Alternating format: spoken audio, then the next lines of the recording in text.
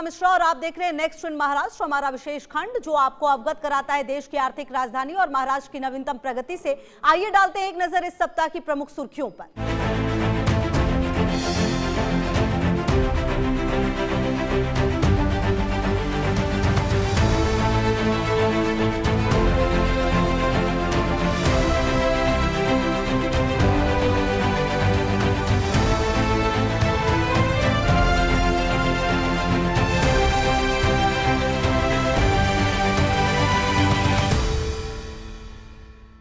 मुंबई और पुणे के बीच का सफर अब और भी सुहाना और तेज होने जा रहा है। मुख्यमंत्री ने आधुनिक इंजीनियरिंग के बेमिसाल नमूने मिसिंग लिंक का लोकार्पण किया है।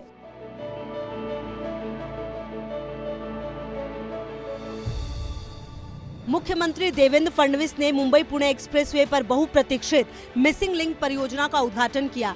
ये परियोजना मुंबई और पुणे के बीच यात्रा के अनुभव को पूरी तरह बदलने के लिए तैयार है। विकास कार्यों पर प्रकाश डालते हुए मुख्यमंत्री ने कहा कि मिसिंग लिंक से यात्रा के समय में भारी कमी आएगी, सुरक्षा बढ़ेगी और विशेष रूप से रायगढ़ जिले में क्षेत्रीय विकास को गति मिलेगी। इस परियोजना का मुख्य उद्देश्य निर्बाध कनेक्टिविटी प्रदान करना, एक्सप्रेसवे पर ट्रैफिक जैम को कम करना और क्षेत्र में समग्र आर्थिक और बुनियादी ढांचे के विकास को समर्थन देना है।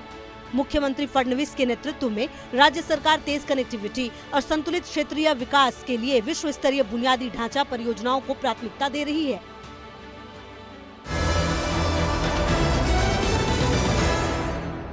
मुंबई के गोरेगांव स्थित पत्रा चौल निवासियों का वर्षों पुराना इंतजार अब खत्म होने जा रहा है। सरकार ने किराए में बढ़ोतरी के साथ साथ घरों की मरम्मत को लेकर भी बड़े फैसले किए हैं।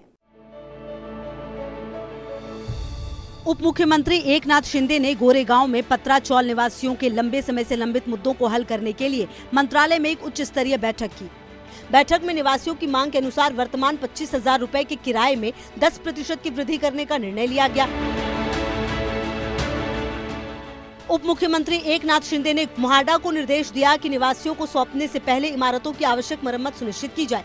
ठेकेदारों की निगरानी और काम की गुणवत्ता बनाए रखने के लिए मोहाडा अधिकारियों और स्थानीय निवासियों की एक संयुक्त समिति बनाई जाएगी। उप मुख्यमंत्री ने कहा कि सरकार पिछले अन्यायों को दूर करने और निवासियों को आवश्यक सुविधाएं प्रदान करने के लिए प्रतिबद्ध है। उन्होंने घोषणा की कि मोहाडा ने कॉर्पस फंड की कमी के कारण 23 अतिरिक्त फ्लैट आवंटित किए हैं। शिंदे स्वयं मरम्मत कार्यों का निरीक्षण करेंगे।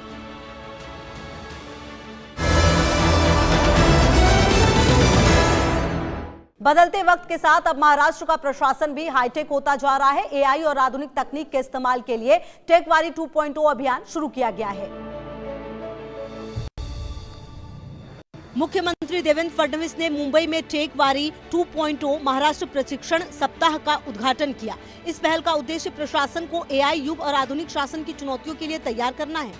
इस अवसर पर मुख्यमंत्री ने बदलते समय की मांगों को पूरा करने के लिए एक अद्यतन और तकनीक संचालित प्रशासन की आवश्यकता पर बल दिया। उन्होंने शासन में एआई और नवीनतम तकनीकों को अपनाने के महत्व को रेखांकित किया। यह सप्ताह भर चलने वाला प्रशिक्षण कार्यक्रम सरकारी अधिकारियों और कर्मचारियों को आधुनिक तकनीकी कौशल से लैस करने के लिए तैयार किया गया है ताकि प्रशासन अधिक कुशल और नागरिक केंद्रित बन सके। इस अवसर पर वरिष्ठ मंत्री और अधिकारी उपस्थित थे। मुख्यमंत्री ने सभी प्रतिभागियों से इस प्रशिक्षण का पूरा लाभ उठाने का आह्वान किया ताकि राज्य की प्रशासनिक दक्षता को सुदृढ़ किया जा सके।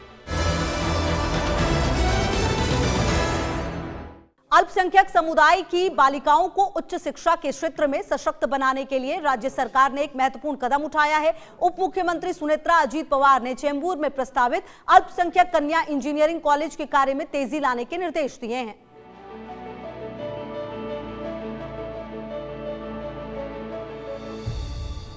उप मुख्यमंत्री और अल्पसंख्यक विकास मंत्री सुनेत्रा अजीत पवार ने अधिकारियों को चेंबूर के अणुशक्ति नगर में अल्पसंख्यक लड़कियों के लिए प्रस्तावित इंजीनियरिंग कॉलेज के निर्माण में तेजी लाने के निर्देश दिए हैं। सह्याद्री गेस्ट हाउस में अल्पसंख्यक विकास विभाग और जैन अल्पसंख्यक आर्थिक विकास निगम की समीक्षा बैठक को संबोधित करते हुए उन्होंने अल्पसंख्यक समुदायों के शैक्षिक कौशल विकास और सामाजिक सशक्तिकरण के प्रति सरकार की प्रतिबद्धता दोहराई। छात्रों के लिए उच्च तकनीकी शिक्षा में गुणवत्तापूर्ण सुविधाओं की आवश्यकता पर जोर देते हुए पवार ने विभिन्न अल्पसंख्यक कल्याण योजनाओं को तेजी से लागू करने के निर्देश दिए।